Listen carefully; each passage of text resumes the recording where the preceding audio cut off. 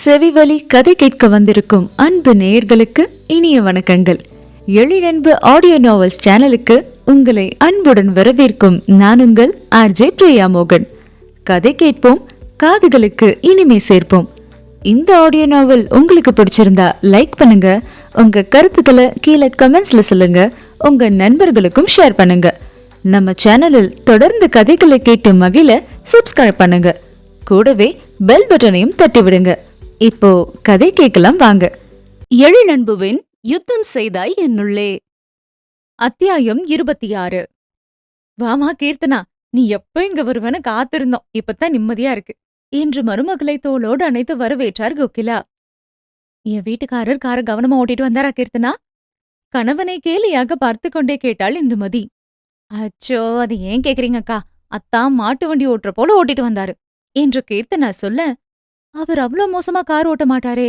இந்துமதி கணவனை தாங்கி பேச அவளை கேலியாக பார்த்த கீர்த்தனா, அடே அப்பா, அத்தான் பெருமை உங்களுக்கே இவ்ளோ தெரியுதே, அப்புறம் என்கிட்ட போட்டு வாங்காட்டி என்னவா என்றாள் சிரித்தபடி. அவளை பார்த்து இந்துமதி அசடு வழிய, இது உனக்கு தேவையா என்று மனைவியை கேலியாக பார்த்தான் மகேஸ்வரன். சரி சரி, உள்ள உட்காந்து பேசுவோம் வாங்க என்று உலகநாதன் சொன்னதும் உள்ளே சென்று சோஃபாவில் அமர்ந்தனர். தனது பெரிய வயிற்றை தாங்கி மெல்ல நடந்து வந்து அமர்ந்தாள் கீர்த்தனா. உனக்கு கால் வலிக்குதா கீர்த்தனா? உள்ள போய் கொஞ்ச நேரம் படுத்துக்கிறியா? கோகிலா கேட்க, நான் கார்ல பின்னாடி வசதியாதான் உட்காந்து வந்தேன் அத்தை. மாமாவும் அத்தானும் எனக்கு சிரமம் இல்லாம கூட்டிட்டு வந்துட்டாங்க, கொஞ்ச நேரம் உட்காந்துருக்கேன் என்றவள், எங்க அக்கா ராஜா குட்டிய காணோம் என்று குழந்தையை கேட்டாள். இப்பதான் கொஞ்ச நேரத்துக்கு முன்னாடி தூங்குனா கீர்த்தனா, எங்க ரூம்ல தான் இருக்கான், உள்ள வந்து பாக்குறியா? உறங்கட்டும்கா, இனி இங்க தானே இருக்க போற, நான் குளிச்சுட்டு வந்து பாக்குறேன். மருமகளுக்கு குடிக்க ஏதாவது கொடு கோகிலா என்று உலகநாதன் சொல்ல, சரிங்க என்றவர் மாதுளை பழசாரை கொண்டு வந்து கொடுத்தார். அதை குடித்துவிட்டு குளித்துவிட்டு வருவதாக சொல்லி தங்கள் அறைக்குள் நுழைந்தாள் கீர்த்தனா. சில மாதங்களுக்கு பிறகு தங்கள் அறைக்குள் வருகின்றாள். கணவனுடன் ஒன்றாக வாழ்ந்த அறை. அந்த வாழ்க்கைக்கு சாட்சியாக இப்போது அவள் வயிற்றில் அவர்களின் உயிர். பூரிப்புடன் தனது 8 மாத வயிற்றை தடவிக்கொண்டாள். இதுதான் நம்ம வீடு குட்டி, இனி இதுதான் நம்ம ரூம், உன் அப்பா வாசம் இங்கதான் இருக்கு என்று குழந்தைக்கு அறிமுகப்படுத்தியவள் படுக்கையில் தளர்ந்து அமர்ந்தாள். 8 மாதங்களும் தனியாக சமாளித்துக் கொண்டு வேலைக்கும் சென்று கொண்டிருந்தாள் கீர்த்தனா. அவள் சென்னைக்கும் சேலத்திற்கும் அலைய வேண்டாம் என்று அங்கேயே இருக்க, இருவீட்டு பெரியவர்கள் மட்டும் மாறி மாறி சென்று அவளை பார்த்துவிட்டு வந்திருந்தனர். 8 மாதமாகவும் இனியும் அவள் அங்கே தனியாக இருக்க வேண்டாம் என்று மகேஸ்வரனும் உலகநாதனும் சென்றவளை காரில் அழைத்து வந்துவிட்டனர். தற்போது சேலத்திலிருந்து அவர்களின் கிளை கம்பெனிக்கு மாற்றல் வாங்கி வந்திருந்தாள் கீர்த்தனா.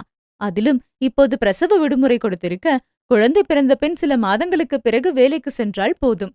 அலுப்பு போக குளித்துவிட்டு வெளியே வர, அழுத மகனை சமாதானம் செய்தபடி கூடத்தில் நடந்து கொண்டிருந்த இந்துமதியின் அருகில் சென்றாள். எனக்கா ராஜாக்குட்டி அதுக்குள்ள உறங்கி எழுந்துட்டானா என்று கேட்டவள், ஹாய் குட்டி பையா, எதுக்குடா குட்டி அழுறீங்க, இங்க பாருங்க சித்தி வந்திருக்கேன் பாருங்க என்று கொஞ்சினாள். அவன் விடாமல் அழுது கொண்டிருக்க, என்னக்கா இவன் விடாம அழுகிறான் என்று கேட்டாள். நல்லா பாத்துட்டு தான் தொட்டில போட்டேன், ஆனா எப்படியோ ஒரு எறும்பு இருந்திருக்கும் போல, கடிச்சிருச்சு, அதான் அலறான் என்று குழந்தையின் முதுகை காட்டினாள். முதுகில் லேசாக சிவந்திருக்க, ஓச்சோ, இங்க ராஜா குட்டியா எறும்பு கடிச்சிருச்சா, அந்த எறும்பை அடிச்சிடலாம் குட்டி, அழாதீங்க என்று அவளும் சமாதானம் செய்தாள். சிறிது நேரத்தில் குழந்தை அழுகையை நிறுத்திய பெண் கீர்த்தனா தூக்க, அவள் முகத்தை விழிகளை உருட்டி கொண்டு பார்த்தான் குழந்தை. ஏ ராஜா குட்டி, என்னமா பாக்குறீங்க, இந்த சித்திய தெரியுதா? சித்தி நீ பிறந்ததுமே பார்க்க ஆசைப்பட்டேன், ஆனா முடியாம போயிடுச்சு, இது சித்தியோட பரிசு என்ற குழந்தையின் கழுத்தில் ஒரு செயினை போட்டாள். அந்த செயின் குழந்தையின் வயிறு வரை இருக்க, இதெல்லாம் எதுக்குமா என்று மகேஸ்வரன் கேட்க, உங்க தம்பி போட்டா எப்படி கேப்பீங்களாத்தான் என்றவள் திருப்பி கேட்டதும் தனது கையை உயர்த்தி தோல்வியை ஒப்புக்கொண்டான். சிறிது நேரத்தில் அவளை பார்க்க அவளின் பெற்றவர்கள் வரவேற்று நலம் விசாரித்து பேசிக் கொண்டிருந்தவர்கள் மகளுக்கு வளைகாப்பு வைப்பதை பற்றி பேசினார்கள். அடுத்த 10 நாட்களில் அவளுக்கு 9வது மாதம் ஆரம்பிக்க இருப்பதால் அதில் ஒரு நாளில் வளைகாப்பு நடத்த தீர்மானிக்கப்பட்டது. அதை கணவனிடம் ஆசையுடன் தெரிவிக்க காத்திருந்தாள் கீர்த்தனா. ஆனால் அவன் முன்போல இப்பொழுது அடிக்கடி அழைப்பதில்லை. கடந்த 1 மாதத்தில் 2 முறைதான் பேசியிருந்தான். அவன் அப்படி அழைக்கவில்லை என்றால் முக்கியமான பணியில் ஈடுபட்டிருக்கின்றான் என்று அர்த்தம் என்று குறிப்பும் காட்டியிருந்தான். அதனால் அவனாக அழைக்கும் நேரத்திற்கு காத்திருக்க, அவளின் வளைகாப்புக்கு 4 நாட்களுக்கு முன்தான் அழைத்திருந்தான் மணிவர்மன். எப்படி இருக்கீங்க மாம்ஸ்? கீர்த்தனா ஆவலாக விசாரிக்க, அவள் குரலை கேட்டபடி ஒரு வினாடி மௌனமாக இருந்தவன், நீ எப்படி இருக்குதனா? ஊருக்கு வந்துட்டியா? பேபி எப்படி இருக்கு என்று விசாரித்தான். ஊருக்கு வந்துட்டேன் மாம்ஸ், நாங்க சூப்பரா இருக்கோம். உங்களுக்கு ஒரு குட் நியூஸ் சொல்லத்தான் நானும் உங்க புள்ளையும் காத்திருந்தோம். அப்படி என்ன குட் நியூஸ் சொல்ல போகுதா என் புள்ள என்று மென்மையாக கேட்க, இன்னும் 4 நாள்ல எனக்கு வளைகாப்பு மாம்ஸ், அப்புறம் சீக்கிரம் உங்க புள்ளைய பார்க்கலாம் என்றவள், நீங்க எப்ப என்ன பார்க்க வருவீங்கன்னு உங்க புள்ள கேக்குது என்றாள் எதிர்பார்ப்புடன். அவன் சில நொடிகள் பதிலே சொல்லவில்லை. மாம்ஸ் என்று அழைத்த பின், தனா என்று மென்மையாக அழைத்தான். அவனின் அழைப்பவளை ஏதோ செய்ய, மாம்ஸ் எல்லாம் ஓகே தானே, ஏன் ஒரு மாதிரி பேசுறீங்க என்று பதட்டத்துடன் கேட்க, ஏய் நான் நார்மலா தான் பேசுறேன், நீ எதுக்கு இப்போ டென்ஷன் ஆகுற? நான் வரும்போது உனக்கு தகவல் சொல்றேன். பிரசவம் அப்போதான் வர நினைச்சிருந்தேன், ஆனா இப்போ வர முடியல. கூடிய சீக்கிரம் வருவேன், நீ சந்தோஷமா இரு, நம்ம பிள்ளையையும் பத்திரமா பாத்துக்கோ என்றான். மாம்ஸ் என்றதை தவிர அவளுக்கு வேறு வார்த்தையே வரவில்லை. அவனின் பேச்சு ஏனோ மனதை கலக்கியது. ஏன் ஒரு மாதிரியா பேசுறீங்க என்று கேட்டவள் குரலில் உயிர்ப்பே இல்லை. ஏய் என்னடி, நான் எப்பவும் போலதான் பேசுறேன். இனியும் வேலை வேலைன்னு இல்லாம ரெஸ்ட் எடு. பிரசவம் நடக்கும்போது பயப்படாத, நான் தூரமா இருந்தாலும் உன் கூடவே தான் இருப்பேன். நீ பிரசவத்தை நினைச்சு பயந்துடக்கூடாதுன்னு சொன்னா என்றவன் படபடவென்று சொல்ல, அவளுக்கு இன்னும் மனது சமாதானமாகவில்லை. எதையோ சொல்ல வந்து அவன் பேச்சை மாற்றியது போலவே உறுத்தியது. ஆனாலும் வெளியே ஒன்றும் காட்டிக்கொள்ளாமல், நான் இங்க பாத்துப்பேன் மாம்ஸ், என்னை பத்தி கவலைப்படாதீங்க. உங்க பிள்ளைய நல்லபடியா பெத்தெடுத்து உங்க கையில ஒப்படைக்க வேண்டியது ஏன் பொறுப்பு. அப்புறம் கேஷவ் பாத்தியா, எப்படி இருக்கான் என்று அண்ணன் பிள்ளையை பற்றி விசாரித்தான். ராஜா குட்டியும் நானும் இப்ப ஃப்ரெண்ட் ஆயிட்டோம் தெரியுமா.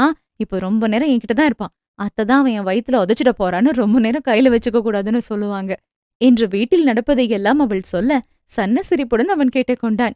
பேசி முடித்துவிட்டு, சரிதானா நான் வைக்கிறேன் என்று சொல்ல, அடுத்து எப்போ பேசுவீங்க மாம்ஸ்? அவள் கேட்டதற்கு பதில் சொல்லாதவன், உடம்ப பாத்துக்கோ, மிஸ் யூ தனா என்று ஆழ்ந்த குரலில் சொன்னவன் முதல் முறையாக அலைபேசியின் வழியே அழுத்தமாக ஒரு முத்தத்தை அனுப்பி வைத்தான். அவனின் எதிர்பாராத முத்தத்தில் சிலிர்த்து போனவளுக்கு உடல் நடுங்கியது. எப்போதும் போனில் பேசும்போது அவன் முத்தம் எல்லாம் கொடுப்பதே இல்லை. அவள் கொடுப்பதை வாங்கிக் கொள்வானே தவிர, அவளே கேட்டால் கூட செல்லமாக கடிந்து கொண்டு அழைப்பை முடித்துக் கொள்பவன் இன்று மட்டும் என்ன என்றவளுக்கு தோன்றாமல் இல்லை. மனம் நிலையில்லாமல் தவிப்பது போல் இருக்க அப்படியே அமர்ந்து விட்டாள். என்ன கீர்த்தனா, சாப்பிட வர சொல்லி கூப்பிட்ட, சத்தத்தையே காணோம் என்று கேட்டபடி கோகிலா வர, சாரி அத கவனிக்கல, அவர்கிட்ட பேசிட்டு இருந்தேன், அப்படியே உட்காந்துட்டேன் என்றாள். எங்ககிட்டயும் இப்பதான் பேசினா, உன்னோட வளைகாப்பு பத்தியெல்லாம் கேட்டான். உங்ககிட்ட நல்லா பேசினாரா அத்த?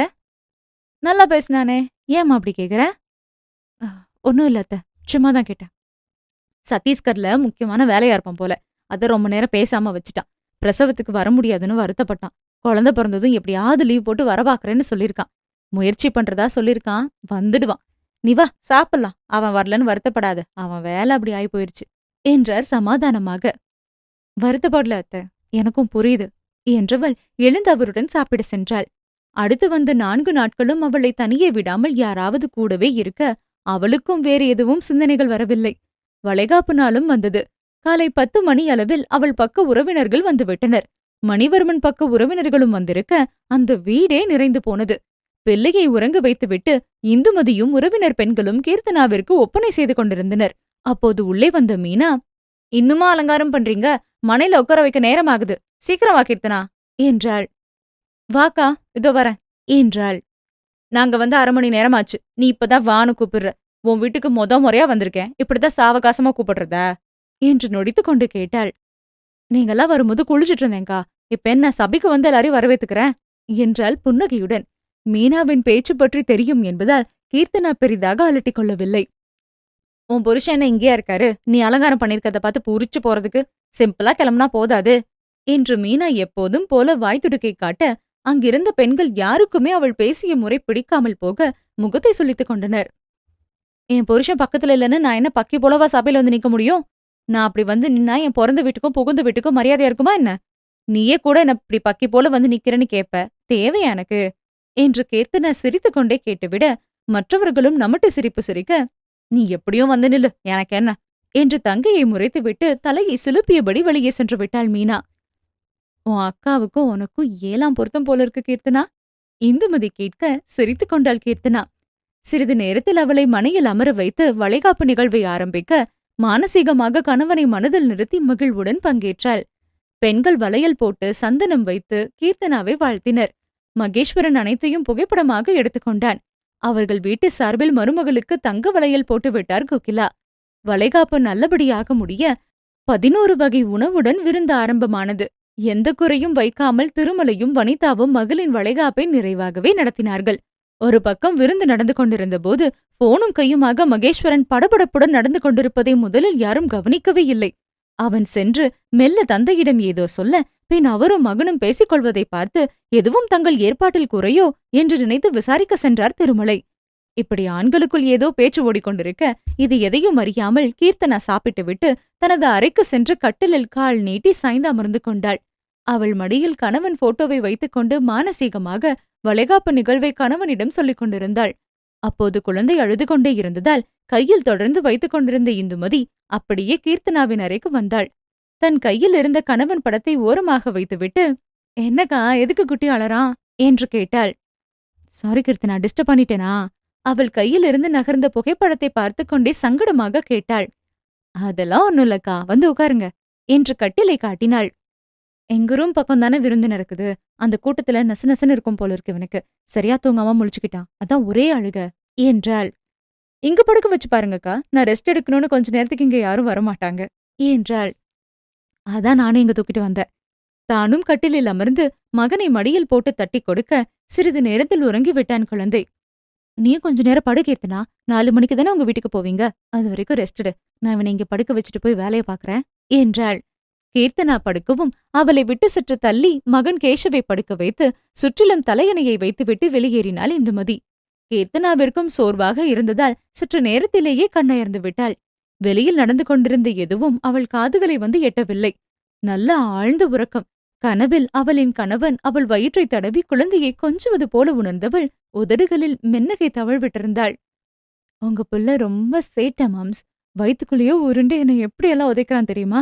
நீங்க பக்கத்துல இருந்திருந்தா உங்க கையை இழுத்து வயித்துல வச்சு, பாருங்க உங்க புள்ள சேட்டைன்னு உங்ககிட்ட கம்ப்ளைண்ட் பண்ணலான்னு இருந்தேன். ஆனா நீங்க இவ்ளோ நாளும் வராம இருந்துட்டு இப்பதான் வந்திருக்கீங்க. நீங்களே தடவி பாருங்க உங்க புள்ள எப்படி உதைக்கிறான்னு" என்றவன் கையை இழுத்து வயிற்றில் வைத்தாள். அவனும் ரசித்து தன் பிள்ளையை உணர பளிச்சென்று அவள் வயிற்றில் ஒரு உதை உதைத்தாள். "பாருங்க பாருங்க மாம்ஸ், நீங்க வந்துட்டீங்கன்னு உங்க பிள்ளைக்கு தெரிஞ்சு போயிடுச்சு. எப்படி உதைக்கிறான் பாருங்க" அவள் கூவ, "என்ன அவன் வரவேற்கிறான்டி" என்றவன் அப்படியே மீசை உரச அவள் வயிற்றில் அவன் தன் உதடுகளை பதிக்க கூசி சிலிர்த்து போனாள் பெண்ணவள். அடுத்தடுத்து அவள் வயிற்றில் மாற்றி மாற்றி குழந்தையின் உதை விழ, கனவா நிஜமா என்று புரியாத நிலையிலிருந்தவளின் காதுகளில் ஏதோ பேச்சு சத்தம் போல கேட்டது. நிஜமாகவே கணவன் வந்து விட்டான் போலும். அவன் தன்னிடம் பேசிக் கொண்டிருப்பது போலவும் அவள் நினைத்துக் கொண்டிருந்த போது ஒரு பெண் குரல் ஓங்கி ஒலித்து அவள் கனவு நிலையை விரட்டியது. அவளின் காதுகள் கூர்மை பெற, "இதுக்குத்தான் மிலிட்டரிக்காரன கட்டாதேன்னு சொன்னேன். என் பேச்ச எங்க கேட்டா அவ? இப்ப புருஷனை இழந்துட்டு நிற்கதியா நிக்கிறாளே. இனி வயித்து புலியோட அவ என்ன செய்வா? ஐயோ!" மீனாவின் குரல் கீர்த்தனாவின் காதுகளை தீண்ட அதன் சாராம்சம் புரிந்த நொடி வெடுக்கென்று அடி வயிற்றை மோதியது அவள் வயிற்றில் இருந்த சிசு. "அம்மா!" அலறினாள் கீர்த்தனா.